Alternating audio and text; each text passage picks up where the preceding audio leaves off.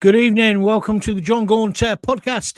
Tonight, Donald Trump, leader of the free world, versus the BBC.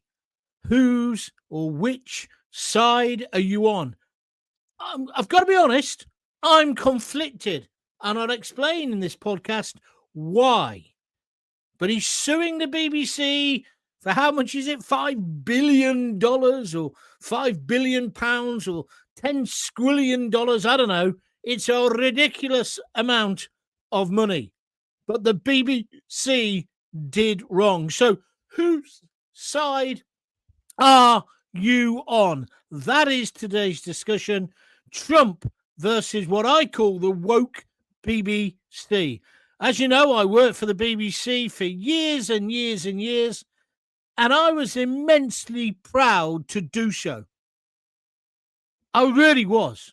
When I got that job, which I think later I'll probably explain to you how I got it because it was brilliant, and how I suddenly realised I could do this radio lark. It was like a moment where the monster was born. I'll explain it later. But I did believe, in the BBC and in its independence when I joined the BBC as a freelancer in Coventry. However, over the years, I've seen the BBC morph into something completely different. Like many institutions in our great country, it's been taken over by the cultural Marxists, the Common Purpose Brigade, the people who think trans is the most important issue of the day, the people who hate profit. They think profit, the P word, is like the CUNT next Tuesday word.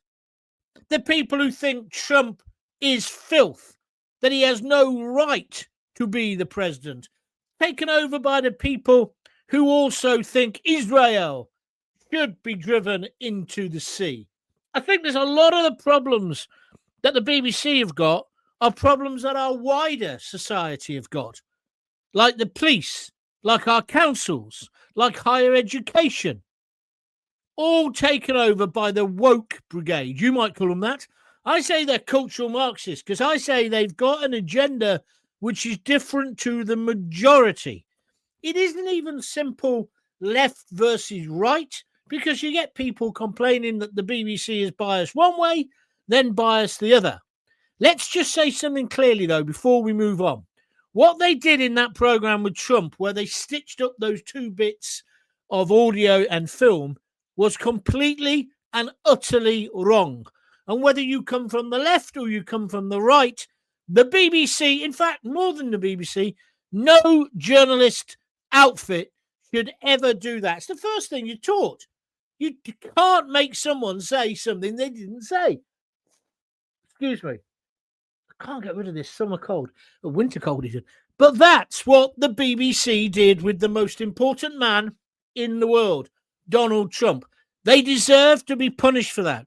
Although I don't see anyone's got the sack. I know Tim Davies resigned, Head of News is resigned.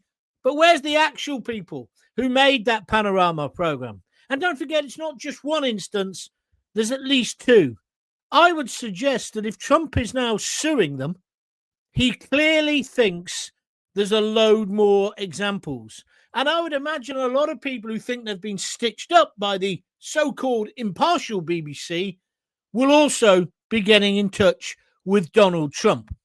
But should this be the end of the BBC? A few weeks ago, we talked about this, and I was very much of the mind, well, it's about time they were cut down to size. But then I've been thinking about it recently. Do we really want to lose all of the BBC, the heritage of our public broadcaster, the archive, the great things it can do, like, royal events, events of a great stature? I know they haven't got any sport anymore, and we took the mickey out of that the other week. But I think fundamentally, and also, you see, like local radio, I worked in local radio and I was passionate about it. And I believed in Coventry when I was on BBC CWR that it was just about Coventry. It was. They've changed the name again now to Coventry and Warwickshire. And they do stuff about Warwickshire, which is just ludicrous. It should be about the main city, Coventry, which is what we did and where we got the audience from. But I think I can track the time when the BBC began to change. I was there and I was doing bits and bobs on the radio. Then they gave me the breakfast show and the figures were going gangbusters. Why? Because we talked about things that ordinary people, the people who pay the license fee, want to talk about. So in Coventry, that was Coventry City. That was things like people achieving great things in Coventry, a little bit of Warwickshire as well. But it was about things that affected ordinary people. It was the politics, the stuff of life. The BBC began to change when an Armani-clad twat called Nigel Chapman took over. This is my experience, and I've said this to his face, so I'm not saying anything I shouldn't say. And he hasn't sued me so far. He took over local radio, and he looked at a map in his Armani suit in his office in London and clearly looked at Birmingham and Coventry and thought, oh, they're only 20 miles apart. They don't need two radio stations, BBC WM for Birmingham and the Black Country, and CWR or whatever it was called that week in Coventry. And so he planned, he did this all over the country. His great idea was to merge us with Birmingham. Now, if you knew anything about Coventry, this is important. If you knew anything about Coventry, you'd know that Coventry people are nothing like Birmingham people. And it is the same the other way around, because I worked in Birmingham for some time as well. But this bloke, he didn't know that. And also, he introduced music. He started saying, oh, they should play music, play more music. The way to get an audience is to ape and mimic the local independent radio station. Well, the local independent radio station in Coventry was called Mercia at that time. It was before it all changed to that Better Music Mix or whatever crap it became. But they were good at what they did. So there wasn't a gap there. What the BBC should do is talk and work to where the market isn't providing, which local radio can do brilliantly and was doing brilliantly. He merged it. I left. I went to Luton, and the rest is history. We won loads of awards. Well, I won loads of awards, ended up on BBC London, and then from there, talk radio and all the rest of it, the Sun. What I'm trying to, and of course I wanted to go to London, but when I was in Coventry, I was dedicated to it. But I think that was the moment things began to change. This idea that from London, from the centre, they could impose their agenda. And their agenda was nothing in common with the people of Coventry. They didn't understand people of Coventry, like they probably didn't understand people in Leeds or Hull or Newcastle. Because the unique thing about BBC local radio was that the clue was in the title. It was local. And of course, then we have Radio 5 Dead coming on the scene. Why did we need that? Answer, we don't. We still don't. Because they did phone-ins, the very same phone-ins, but on a national level, that was being done on local radio. Didn't need it. Also, then you go to the football, there'd be a BBC local team there. There'd also be the BBC local radio team from whichever team you were playing. And then there'd be Radio 5, sometimes Radio 4, and sometimes a national reporter. What a waste of money. The BBC just got more and more bloated. But it also was taken over by these people in their Armani suits, the sort of people who wear roll neck jumpers. You know the sort, I mean, not made of wool, but the sort of jumper instead of a shirt. They started wearing open neck shirts. This Chapman guy came to talk to us, and he sat on the edge of this desk talking to the staff, many of whom were never going to get another job in radio. I was okay because I was on air and I was pretty good at what I did. But the women who answered the phones and the blokes and the rest of them, because I remember this one girl, she said to him, well, a woman as it was, she said, her name was Jane, she said, well, what about me? I can't move. And he just looked at her as he picked up a vol-au-vent. It sounds like I'm making this up, but I'm not. And he said, well, you'll have to go and work somewhere else, won't you? I thought, you utter C-U-N-T. It summed up what they did. Anyway, they did it. Listen to this. 9 months, maybe a year later, they changed their minds. and had to change what they were doing. Meanwhile, he'd gone on to a better job. I always remember the guy who gave me the job at the BBC was called Andy Wright. His other claim to fame was he discovered Pam Ayres. Oh, yes. But he said to me, that man doesn't believe in local radio, John, talking about this guy. And I said, well, how do you know that? He said he doesn't. He just wants to go up the greasy pole. And he was correct. Andy got the sack as well. A few months later, he passed away. This man was a radio genius. And without him in my life, I would not be doing this today. Weedy little fella. Used to live in Birmingham. Came across on the train with his bike. And then he'd cycle to the radio station, which was only about 2 minutes away, round the corner in Coventry.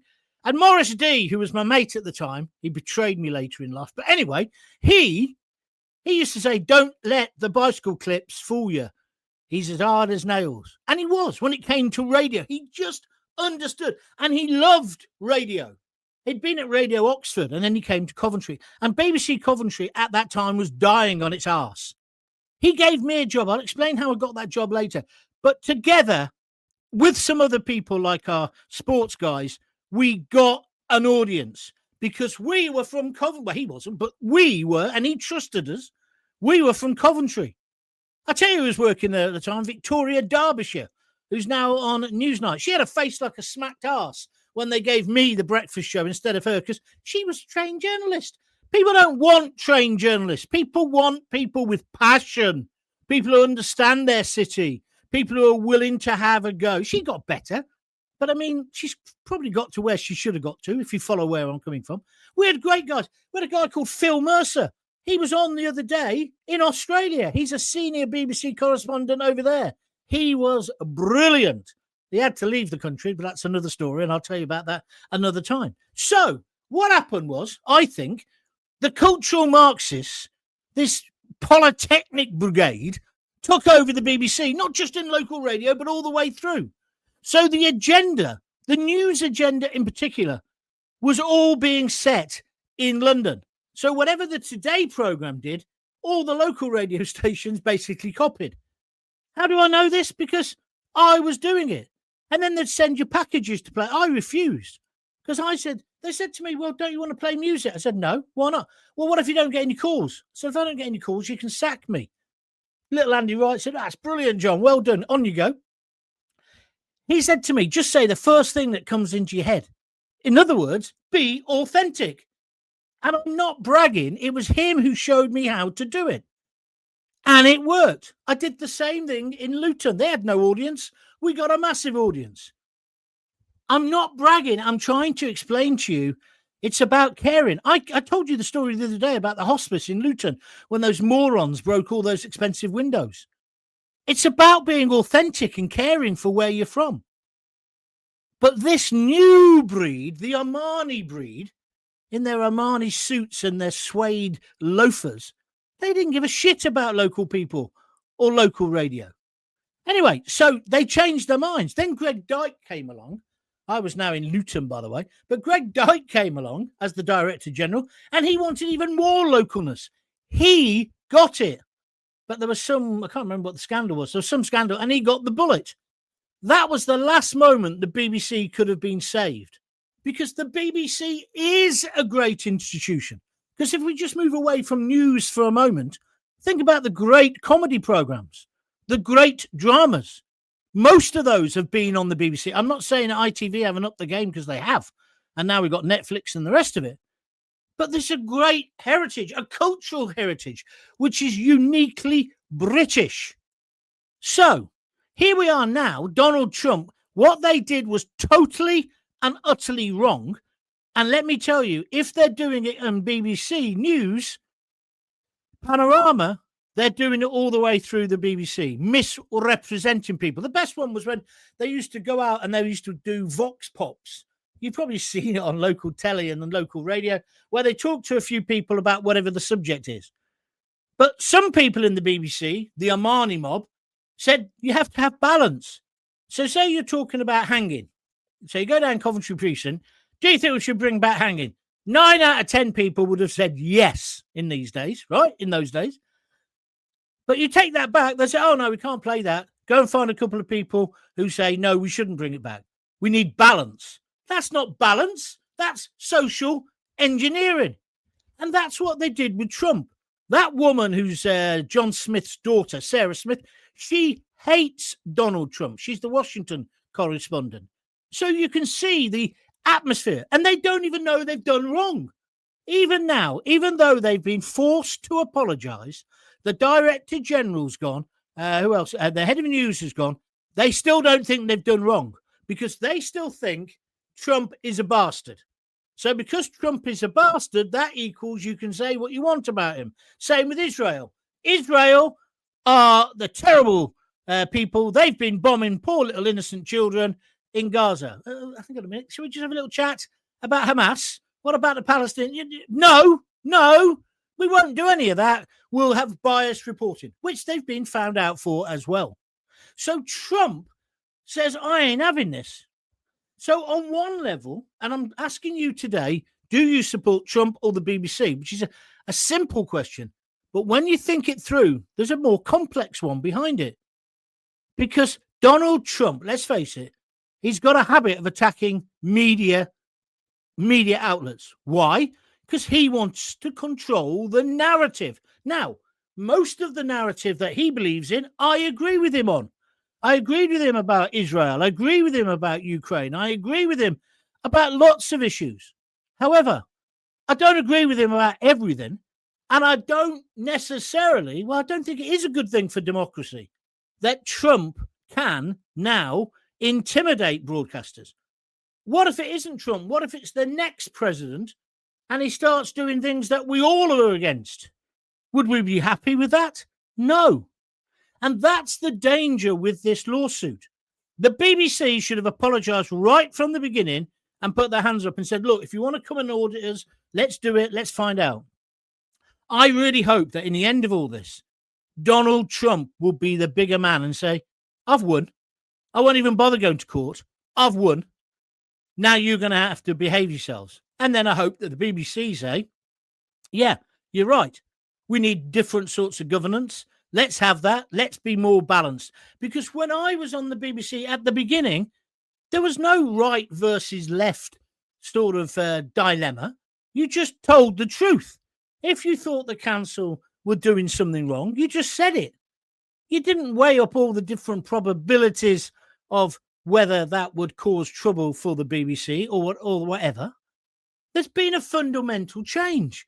I'll tell you one of the people who started. Is that, what's her name? Aura Gurin or whatever her name is. She used to be always in the Middle East.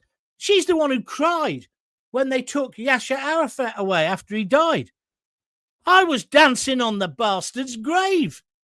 But the BBC were almost in mourning. You've seen this when the Brexit vote went through. They almost all had black armbands on. It's because they'd been captured. And so what I'm trying to say is, I think the BBC, when we were growing up, let's talk about it. Blue Peter, let's talk about those great programs. What's that guy, James? He used to have like a bald head, but kind of curly hair. Scared the shit out of me. He used to talk about the end of the world. I can't remember his name now. We'll come back. If you know who I'm talking about, tell me in the comments. But there were great programs, great comedies, great drama, great news. We were respected. When I first got the job at the BBC, Andy paid for me and Lisa to go on holiday in Florida because he said, I want you to go and listen to talk radio in America. I'll pay. So we went off to live there. Where was it? Fort Myers. Nice place. But we were in a grotty little, we came to really love the place, actually. A grotty little motel. But he made me promise to buy a medium wave radio as I went through Miami Airport. $10 or $8, something like that. I bought it and I listened to the radio and it was a revelation. Here was ordinary people on the radio talking about ordinary things in an extraordinary way. They held you. There was two guys talking about car mechanics. I'd never heard anything like it before. I know nothing about it. I don't even know how to lift the bonnet when I had my Jaguar, right? I didn't know. But what I'm trying to tell you is they made it interesting because it wasn't about cars. It became about their lives and their personalities. And that's how I did my radio. It was unbelievable. But that was happening all over the country. And there were these great personalities, whether it's people like Ed Doolan in Birmingham and Alan, whatever his name is, up north. There were blokes and women all over the country doing things for their audience. That's who they were working for. And then the BBC on a national level, well, it was anti, wasn't it?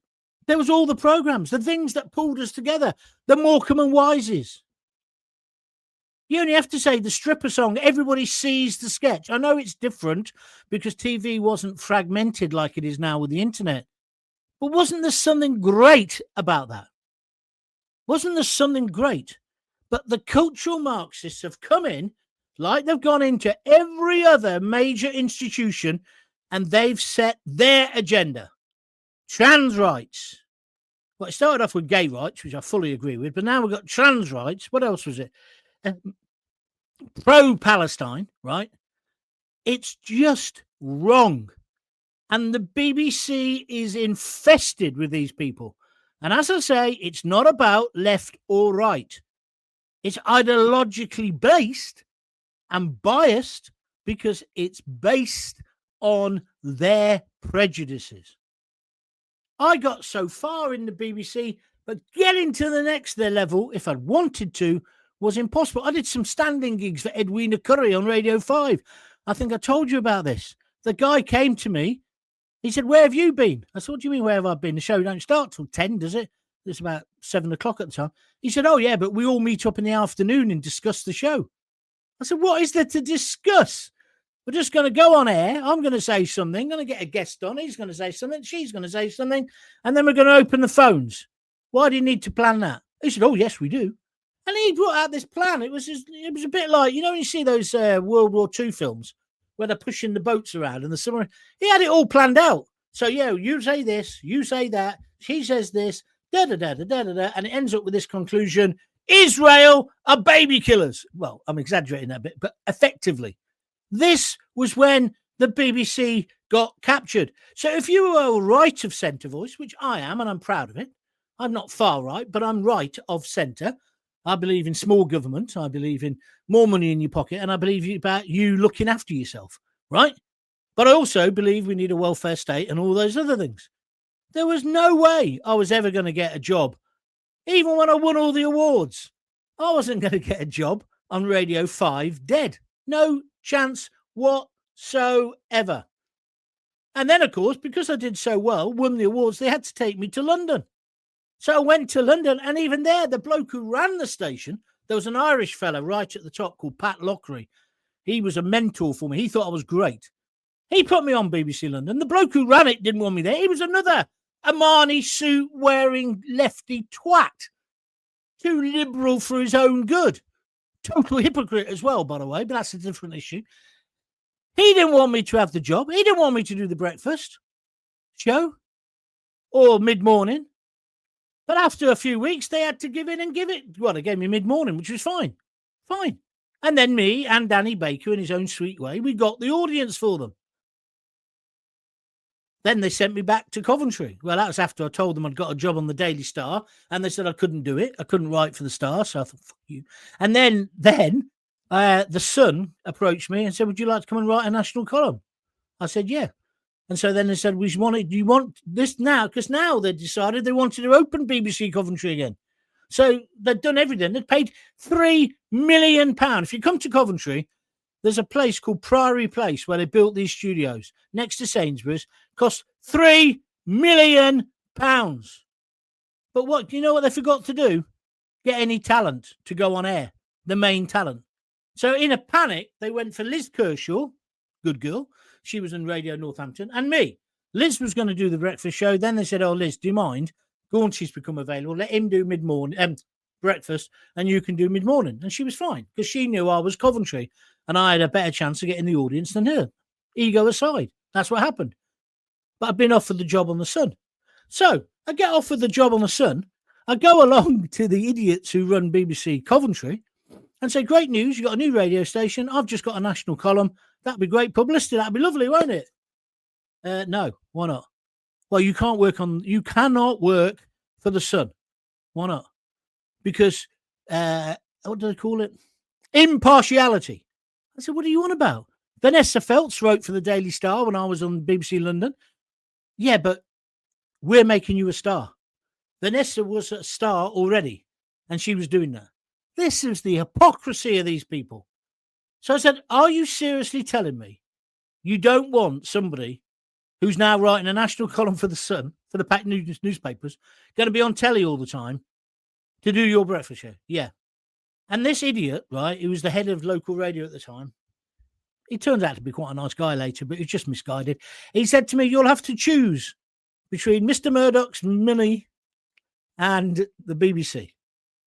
I said, well, as Mr. Murdoch's going to pay me about 50 times more than you could even imagine, I'm going with Mr. Murdoch. And I love my time at The Sun. But I wanted to do the local radio as well. They wouldn't let me. Because, again, these cultural Marxists who by this time had infested, I can only talk from my experience, who had now infested the BBC, it didn't matter whether something was successful or not. All that mattered was were they culturally correct? And that's where the BBC's gone wrong. And so now I understand why Trump wants to attack them. But there's a little part of me that says, I don't want him to destroy them. I don't really want him to destroy them. But can the BBC be reformed on its own? I mean, today they're doing what I said ages ago. They're now talking about certain programs being behind a paywall. They're saying, certain programs maybe take adverts or sponsorship. They're good ideas. I said it years and years ago. But they're also saying, let's give free licenses to certain people. And you know who those people will be, won't you? I say no. I say scrap the license fee. Or certainly modify it a hell of a lot. But when it comes to Trump, although I'm usually a Trump fan, I'm not sure I want him to screw me for billions and billions of pounds for the BBC's mistake. I want the BBC to crawl over broken glass and apologise to him, but still keep their independence, because in the future, if you can't criticise the most powerful man in the world, then we're lost as a democracy. Do you understand my dilemma? Now, over to you. Tell me what you think.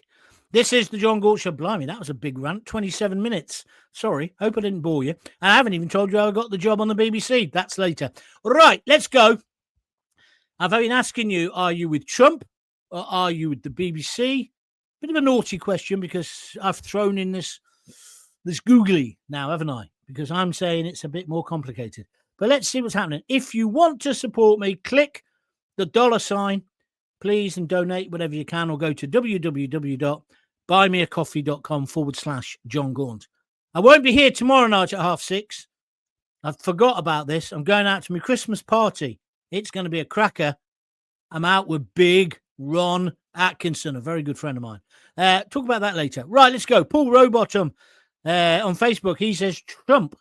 Sandra Kirkpatrick, she says Trump on YouTube. Nigel Gordon says Trump. Everyone's saying Trump. Den Spink says they deserve to get screwed to FK by Trump. Yeah, I understand the emotion of that, but what's that going to help the rest of I don't know. Hi, John. The BBC did wrong to Trump, so they should pay for it. Yes, I agree, but he doesn't need the money, does he? I hope he's going to give it all to charity. But 5 billion, 10 billion, it's going to bankrupt them, and it's our money. Am I going soft? Tell me if you think I am. Jackie Ward, I totally understand Trump suing the BBC. So do I, Jackie. I would have been livid if they'd altered what I said. Yes, I agree. To be honest, I no longer care if we have a BBC or not, which is not how I used to think. But now they're so woke, it's time they went. You see, Jackie, you're echoing where I'm coming from, really. This new woke BBC, I don't really care. But wouldn't it be a shame to throw out the baby with a bathwater? I don't know. What do you think? Been a license free for 10 years. Anyone who pays for a TV license is complicit. That's a bit... Yeah, okay, Leon Tell. David KT, the BBC can kiss my swinger before I pay another penny. Thank you, David, on YouTube. Nigel on Facebook. BBC needs a massive shake-up from top to bottom. A reboot. Employ normal people, not a job for the boys. Well, that's kind of echoing what I'm saying. It's lost its way. They've just basically employed carbon copies of themselves all the way through. You see where I'm coming from? Where's the individuality? Where's the mavericks? Well, they're not on the BBC. Steve in Leeds on YouTube says Trump. Lisa Lett says Hugh Edwards, ? Jimmy Savile, Rolf Harris, Stuart Hall. BBC can go to hell and take the child harmer Starmer, Lammy, and the Welsh choir boy with them. Thank you very much, Lisa. You're letting off steam. You're entitled to. John, I used to love your show in 3 counties. It became as dull as dishwater when you left.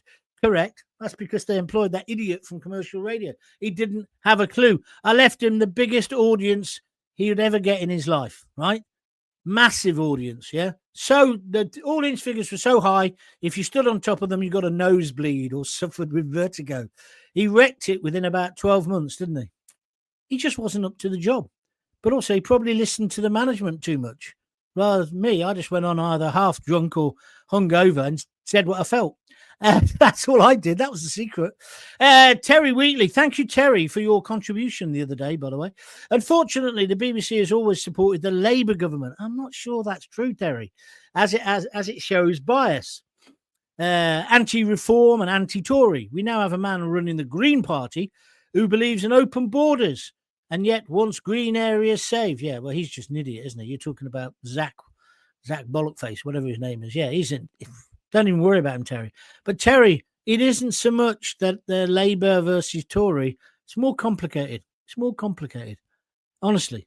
Well, John, I'm on Trump's side, says Andy Meadows, 2768 on YouTube. All the way, the BBC needs to be closed for good. It's full of really evil people, and we need to protect our kids from the wrong ones. Well, I agree with that. But paedophiles aren't just hiding in the BBC. I think you'll find they're hiding in most aspects of entertainment and news. That's the unfortunate thing. I take on board Jimmy Savile and all the rest of those. That woman said a minute ago, but I don't think you can say they're a paedophile institution. Trump, I bet they still can't see what they did wrong as they're so entitled and up their own arses. They look down on the British working and middle class, says Mark Haskell. Mark, spot on. Exactly what I think. That's the problem. Excuse me, everyone. They've made this half-assed apology. It took too long to come out. They still don't really think they've done that much wrong. But, of course, they have. And if they'd grovelled and apologised correctly, maybe we wouldn't be at a point where Trump's going to take us for $5 billion. Because I tell you what, once that this is the problem with going to law, and he knows it. He can now ask for full disclosure of emails between all the top executives. You imagine the amount of SH1T that is going to hit the fan about the BBC. It's like everything. It's like Washington, Watergate. It's always the cover-up that does the most damage, not necessarily the crime. And the BBC have tried to cover this up. Look at the Question Time. I've been on Question Time twice. Both times I felt perfectly okay. There was some people who were hostile towards me in the audience, but I didn't think I was stitched up. In fact, I loved it. I'd love to go on again. No, I wouldn't. I wouldn't go on now. Because now they were definitely, well, maybe not because of Trump, but they would definitely stitch me up. And that's wrong. Totally wrong. They stitched up Zia Yusuf from UKIP. I don't particularly like him. There's something about him that I don't like, but they stitched him up, and it's wrong. Just my views. Mark, but you're right. They're so far up themselves, they can't see the wood for the trees. Annette Locke, it was a great institution. Now it's sold out to leftist propaganda. You're half right, Annette. Let's call it what it is, though. It's cultural Marxism. There was many people who are in the Conservative Party, and no doubt there will be in Reform, who are still kind of a bit la-di-da cultural Marxists, yeah? Where's the real people of the right? No? Maybe. Let's think about it. Philip Liggins. I went to school with him. All right, Phil, he says Trump Thank you. Siobhan Dwyer, 8445 on YouTube says, Trump, Trump, Trump all the way. Thank you. Ron Alexander says, Trump all the way on Facebook. Everybody is agreeing with Trump. Well done, Mr. Trump. Annette Locke, well, they will get what they thought Trump is, going to be a bastard all the way to the bank. I think you're right. You're absolutely right. And that's why it was so stupid. It was so thick. It was so short-sighted. But it was typical of the cultural Marxists. They think they're right about everything. They think, they're still trying to bang on about men in frocks with cocks going into ladies' toilets, even though the Supreme Court has said no, no, no. They think they're above the bloody law. Newsnight, they had a big bloody discussion about it the other day. I don't care about trans people. When I was a punk rocker and going down the Locarno in Coventry, right, seeing the Clash, the rest of them, there was a trans, I think we called him a tranny. You're not allowed to call him that now, and rightly so.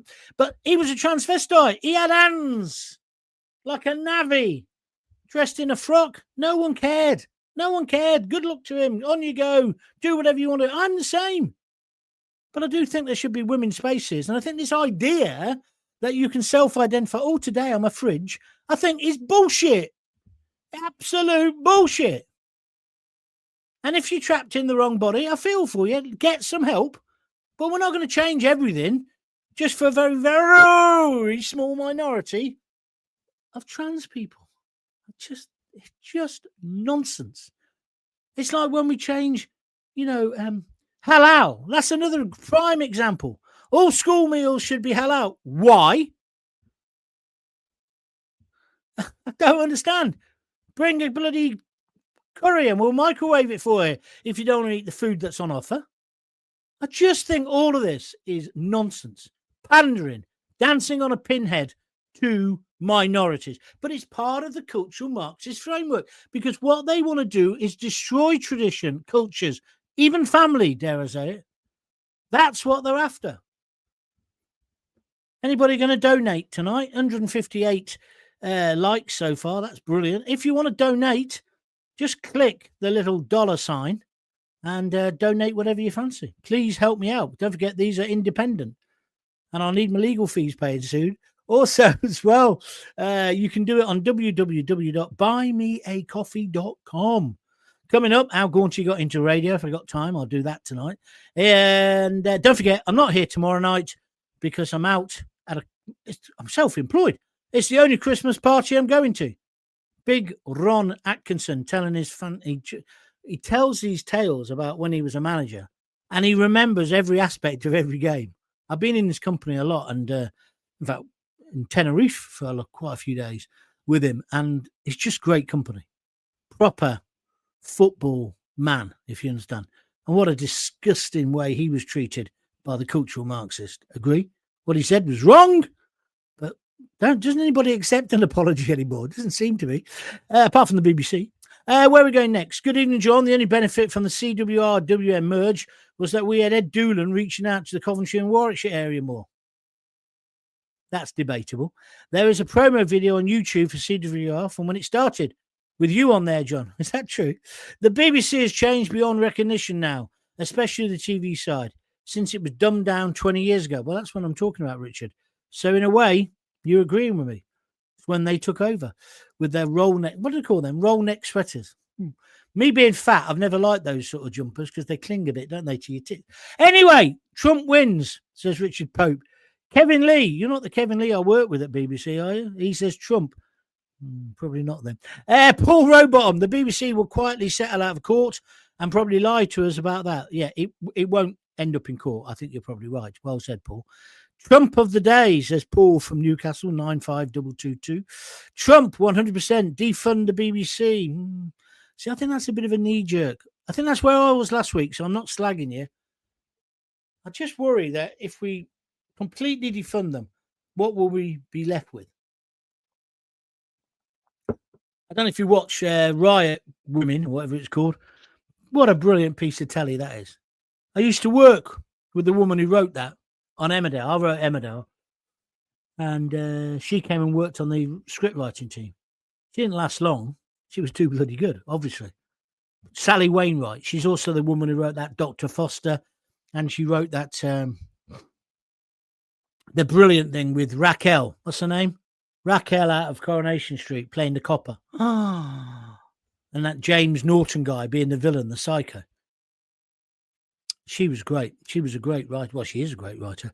I remember out in the Gulf in 91, we had Kate Adie running around chasing tank pendants. She made a big mistake one day and tried to climb on our Challenger, and she got Foxtrot Oscared. Thank you, David KT. Does anybody know how to lift the bonnet on a 1977 Cortina? Funny guy, Andy. Funny guy.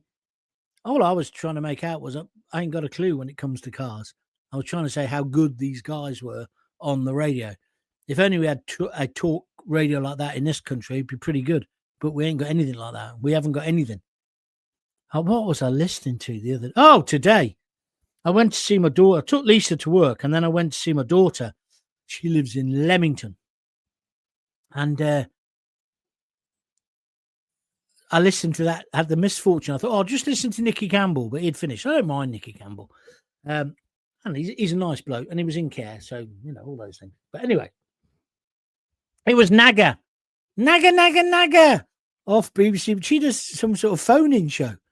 She's the most ill-equipped woman in the world. She might be a good TV presenter, but she's crap on the radio. She was at some Air Force base talking to Air Force people, and it was just, they were talking about drones, and they had this bloke on, and he literally droned on and on. It was about how drones are being used by the Russians. They should have been fascinated. I nearly fell asleep on the A46. It was tedious. How was she? Well, I know how she's got the job, but it's ridiculous. And there's me in my bedroom entertaining you. Why don't they come and give me? Where's the talent scouts? Where's Andy Wright when you need him? I also believe the BBC killed him. They took away that. He made it into a success, and then they pulled the... Anyway, shut up, John. You're going to get in real trouble. If you want to like the show, please press the like button. Don't forget, the best thing you can do to help me is join John Gaunt TV. It's John Gaunt TV on YouTube. You just subscribe. It's free. A little pop-up comes up. We're getting loads of subscribers. Thank you for that. And that's where you'll find all my archive. The BBC didn't criticise Trump, John. They quite literally stitched him up.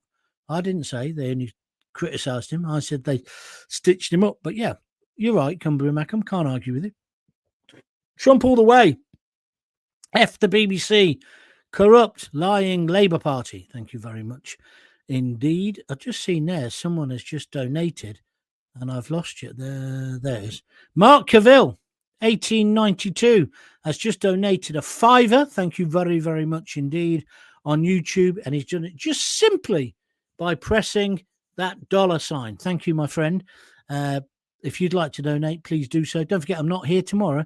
Happy Valley, says Craig Urquhart. Yeah, that's right. That's exactly the show I was talking about. I'm just looking for the next one. So, yeah, brilliant. What a show. What a show. And what a revelation Raquel is. Because we all just thought she was good at playing Raquel, didn't we? In Corrie, she was great in that as well. With Curly, wasn't it? But since she became a more serious actress, she's just out of this world. I agree there was nothing wrong with a bit of healthy criticism, but when you set out to deliberately set him up, it changes the narrative altogether. Well, that's what I'm saying. That's what I agree with you about that. I agree with you about that, Annette. But do we want him to wreck the whole of the BBC? That's the dilemma. And I'm confused. I'm not sure. I won £3,300 on President Trump in 2016. God bless him. Yeah, I wish I'd had a bet. I was telling everyone he was going to win. Take the corrupt BBC to the corrupt. Sorry. Take the corrupt BBC to the cleaners, Mr. Trump said. No one's supporting the BBC. The BBC went woke, and now it could go broke. Well, Mark Howard, you're correct. And that's really where I'm coming from. BBC, no sympathy. They lied to their people for decades. Big change is needed. Yeah, but what about the fact you're going to be paying for it? Are you willing to pay their damages? Because that's what's going to happen. That is what's going to happen. Imagine what the legal fees are going to be, says Vivian Williams, and then says, I'm with Trump on this. Thank you very much indeed. Craig Urquhart says, I can't stand either, which I know adds nothing to the debate. Great show, John. No, Craig, that's fine. That's really where I am. The BBC did wrong. Not enough people are being punished for it. The BBC are still showing their bias. They should drop the bias and go back to what it used to be. When I joined the BBC, I'll tell you how long ago it was, the managing director, editor, whatever, of the station, little Andy, he had a drinks cabinet. You used to go in there at lunchtime and you get pissed up with him. You wouldn't have any of that on the BBC now, but that's like in every industry. Do you remember when we had lunchtimes? We didn't used to have to eat at our desk like people do now. Do you remember when people had a life outside of work? I'm not just talking about in broadcasting or journalism. When people actually had a life and it made them better at their job. When I worked at The Sun, Chris, who's my sort of editor, features editor, we used to go out for long lunches there. It made us better. It didn't make us worse. But now I see people in newsrooms and they're having the sandwiches next to the computer and the computer's got loads of sandwich bits in it. It's just naff. And it's the same in most places. It happens everywhere. What's happened to the idea of having time? What's happened to the idea of having a lost day? Well, you can't even remember what you did, but you knew it was brilliant. It's like tomorrow. I'm hoping tomorrow, although I don't really drink much now, but I want it to be what I call a lost afternoon. I'm going with my mate, Patrick, right? So Dave will drive us over there. So we'll all have a drink. My best mate, whose event it is, Maz, he's off the booze because he's been poorly recently. But we'll have a drink and we'll have a relax and we'll have a chat and we'll tell jokes and we'll listen to. There's quite a few I'll tell you all about it on Thursday. Load of old footballers going and commentators and stuff. It's only a small gathering, about 10, 15 people. But but I'm hoping it's going to be a lost day. I remember getting into trouble on talk radio when I was living in Northamptonshire and the snow came down one day. I couldn't get the Jag out of the gravel drive because they were useless in the snow. So I just rang in and said I won't be in today. And this is before nowadays I could have just done the show at home. So I didn't go. And I spent all day in the garden with we had a huge, it's called Northamptonshire, I think. We made snowmen all day and had snowball fights. Me and the two girls and Lisa and the next door neighbours got involved. Brilliant. And then when I went back on the radio the following day, I said, I had a lost day yesterday. Did you bother going to work or were you like me and just played with the kids in the snow? There's a guy called Scott Taunton. He's an Australian. He's head of, I'll never get a job on talk radio. He runs talk radio now for The Sun. He's an absolute Burke. He's the one who ended up giving me the sack over Nazigate. But anyway, he was really pissed off. I think you're taking the mickey. I said, no. What I'm doing, mate, which you wouldn't understand, is I'm resonating with my audience. Because most people would have had a day off yesterday, or at least wanted to have a day off, or have had a day off like that before. Because that's what real people do, Mr. Taunton. You wouldn't know that because you're divorced. Oh, that was a bit below the belt. He hated me. He absolutely hated me. The feeling was mutual. And like now, when his station is struggling, they've even lost Mike Graham. You'd think he'd offer me a job. No, but no. Ego gets in the way. That's another job opportunity. Whoo, there it goes. BBC will be asking for more money to defend this at huge cost to the UK taxpayer. The lawyers will be very happy. You're right. I'm for Donald Trump. I was before he got voted in. Watch how long war lasts when the people say no to conscription. Michael, that's a different subject and we're not talking about that today, although we will talk about it. In my opinion, when the BBC lose and try and claw it back from an increase in licence fees, then everyone will dump the BBC and hopefully that will be the end of this government-backed scam. Right, I've got to stop now. It's 49 minutes. That's enough. $5 billion for Trump, no dollars for the BBC. Oh, well said, VV75. Ron Atkinson is a legend. I shall pass on your good wishes to him tomorrow. Mark Cavill says, have a pint of baby sham on me. He's the guy who's just donated a £5. Thank you, Mark. That's very kind of you. I hear that there's a definition of Islamophobia being drawn up. It'll be interesting to hear more, though I think it's total rubbish. Well, we won't be doing that today, because that's maybe another a day. Thank you. Right, there's loads here, all basically saying they're in Trump's things. Annette Locke says that sounds like a great day. What, tomorrow or the day in the snow? They'll both be great days. Yeah. My uncle mentioned the 60s and 70s working on the Lloyds of London as broker, going out for boozy lunches and having fun. That's absolutely true. Some days, if you go out for a long lunch, no one does it anymore. And okay, you get no work done, but actually you get more work done in the long term because you either discuss great ideas with your colleagues or you have business contacts. I just don't understand why it doesn't happen anymore. And I don't know if you're like me. I'm a great believer. The unexpected pint is always the sweetest. Have you noticed that? When you're in and you're getting, oh, have you noticed my new bins? Okay, then. Bought them today. £1.95 in Savers. There we are. I'm going to never go to, what's that other shop I went to try and buy me? Superdrug. I think the woman behind the counter was on bloody drugs. She was as rude as hell. Never again.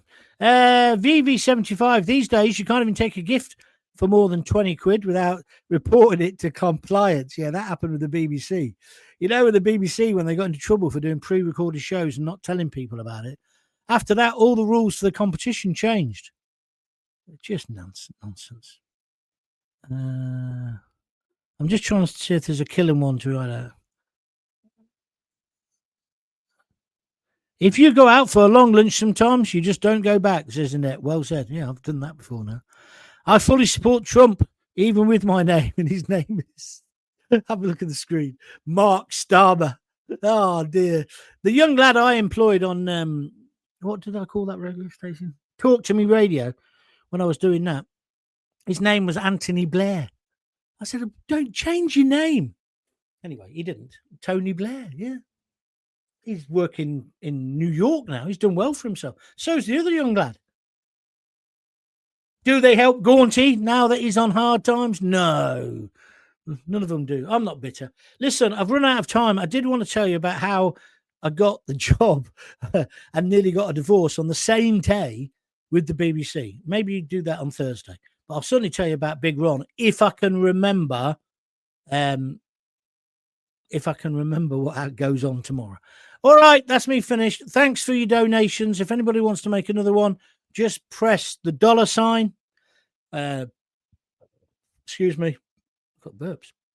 Or go to www.buymeacoffee.com and donate anything from $5 upwards. Today is the last day of the week because this is with the cut-off day, and I could do with a few more Buy Me a Coffees. So if you could help me out, please do.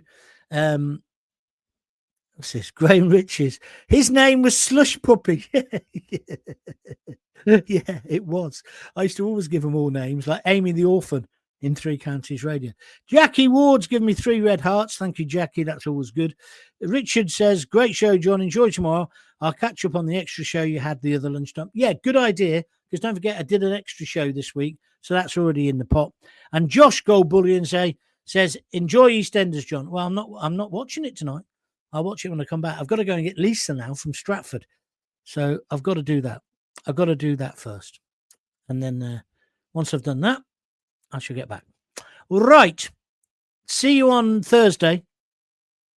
Yeah. See you on Thursday at 6. In between times, please listen to the archive. Please sign up to John Gaunt TV on YouTube. And please think about donating some cash. Go to www.buymeacoffee.com/John Gaunt or do it here on YouTube. You can do it either way. Okay, because we're not funded. There's a surprise. I enjoyed that. Hope you did. I do want Trump to give him a smacked arse, definitely. But I don't want him to take us for $5 billion. I don't really want that. And that's where I am at the moment. But it's not black and white. Okay, if you got kids, give them a kiss, give them a hug.